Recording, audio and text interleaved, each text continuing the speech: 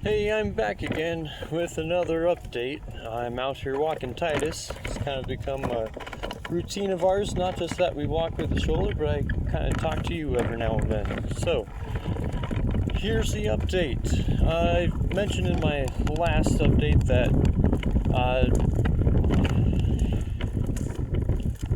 progression is not always linear, and so I had run one day for 5 minutes without pain. I tried to run the next day and I had pain right away within the first 5 minutes. I've been trying to run back and forth, not back and forth, but like about every other day, about 5 minutes at a time, and I mentioned that to my physical therapist, and she did not like that it was not progressing faster since it's been like 19 weeks since I first stopped running. And so she suggested getting a doctor's appointment, and she actually called the doctor for me to get that going. So today I had the doctor's appointment, and the news I heard was not what I wanted to hear. I almost wanted to hear that, oh, you'll be fine, just run through it and your foot will get better. I knew that wasn't really what I would hear. But she told me that I should take a hard stop. No more running, obviously. That would probably be what I was kind of thinking she'd probably say, since it had been feeling a little bit worse each time. But she also said no more biking, no more physical therapy even, no more lower body lifts or exercises. And so that's kind of been what I hang my hat on as one of the things in life that I'm good at. It takes a lot of stress out of my life where I get to focus on that instead of some of the other things that go on with being a teacher, a coach, and a dad. And so it was very disheartening when I kind of took some time to think about it. But then again, you can always look at the bright side, and this is yet another opportunity where I can focus my attention not on myself but on others.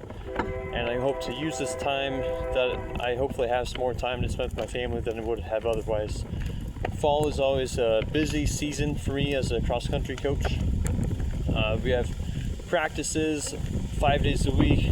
We have meets mixed in there, and so it's a lot of time away from the family. And so it's going to be a good opportunity, and I really want to try focusing on that. I have a tendency to really get disappointed or almost depressed and down on myself when I hear news that I'm not supposed to run, or in this case, run, bike, lift. She did say I could keep lifting some upper body work, but maybe we'll try to keep that going. I've definitely seen some gains in my upper body, so that's a good thing. But again, I want to take this as an opportunity to spend some more time with my family, to not be as stressed out, probably really focus on getting back to school and getting back into teaching so that I can be ready to go. Hopefully these 2 weeks with absolutely nothing go by quickly. She also said that I should be getting some custom orthotics to start out with. Simply a rigid carbon steel plate in my shoe. I told her that through the whole process of trying to recover myself, that I purchased a carbon fiber plate for my shoe from online, and she still suggested getting in to get that custom made so that I could make sure that's exactly offloading where I want it to. And so she wrote me a prescription for the rigid plate as well as for some custom orthotics, and I'll be going in for an appointment later this week, which just seems like all I have going on right now is doctor's appointment and doctor's appointment. At least we'll have to cancel the physical therapy sessions, so that's a little bit fewer appointments to keep. But that's really piling up, it seems, with school starting and meetings, and really I need to kind of maybe comes at a good time where I get to focus more on school and getting ready than on other stuff. But the doctor wants me to get another MRI. We took x-rays today, and she said it's a good thing, but the x-rays were kind of inconclusive, so nothing out of the ordinary showed up on the x-rays. And she's like, well, it's a good thing that we don't notice any displaced brakes, but it's not a good thing because that means more imaging through x-rays, and so that's going to be yet another appointment that we'll have to get to, more doctor's bills. So on a different note, today was a great day for our cross-country team. So we had all 5 of our high school runners able to make it out, and 1 of our junior high runners able to make it out for a great practice today. Technically this is conditioning week, but thank goodness that I coach a sport that is conditioning. And so our workout today was 12 by 400s. We split that into 2 sets of 6. We did 2 minutes between each rep and 5 minutes between each set. And so, the kids did a great job today following directions. The workout today was not meant to burn them, and you might be thinking 12 400s, that's quite a bit of fast running. Well, we did a lot of pace work today, so we calculated each of their goal 5K paces, and that was their prescribed pace per 400. And so individually, a 400 at your 5K pace should not and was not hard. And that kind of surprised them that the first 2 or 3 felt really easy, and that's a really good sign that they were actually following through with their pacing. And many of them were very fast on their first couple. Again, I was trying to keep them slow down. You don't win a workout by running the first ones too fast. And you don't win any workouts. The workouts just prepare you for meets.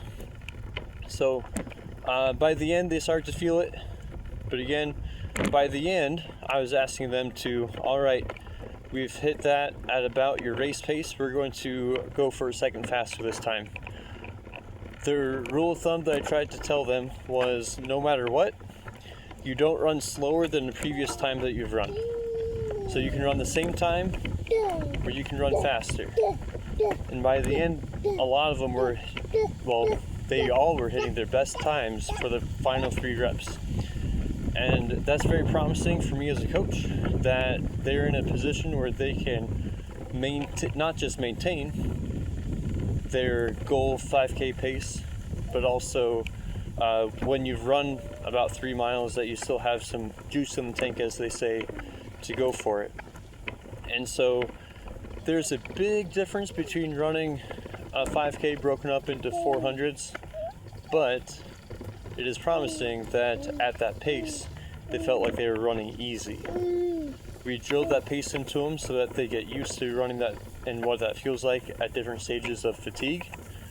And even their first one, even though it was their first rep, we do something called pre-fatigue, and so we had a pretty good 3/4 of a mile, or about 1,200 of short hills and sprints and recoveries to kind of pre-fatigue their legs, so that they're never really starting their first rep fully fresh. But that's also, in my mind as a coach, what a good warm-up does. A good warm-up really gets that blood flowing, gets those muscles loose. It's very specific in our paces, what I ask them to do, even in the warm-up, to get them going.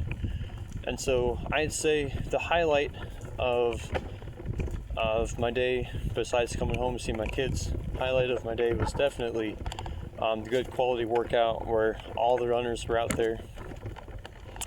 And then after practice, I get news from the principal that we're going to be getting a new student, and our new student wants to join the cross-country team. It's going to be a junior high kid, and again, we only had one junior high kid on the team, so now we'll have two. Sounds like he'll be joining the team, hopefully as soon as possible. And yeah, we look forward to having another member of the team. So that is another highlight of the day. Anyway, it's been an interesting last few days as I've been trying to get back and running, and hopefully I can look at this as a good opportunity. God's blessings on your day.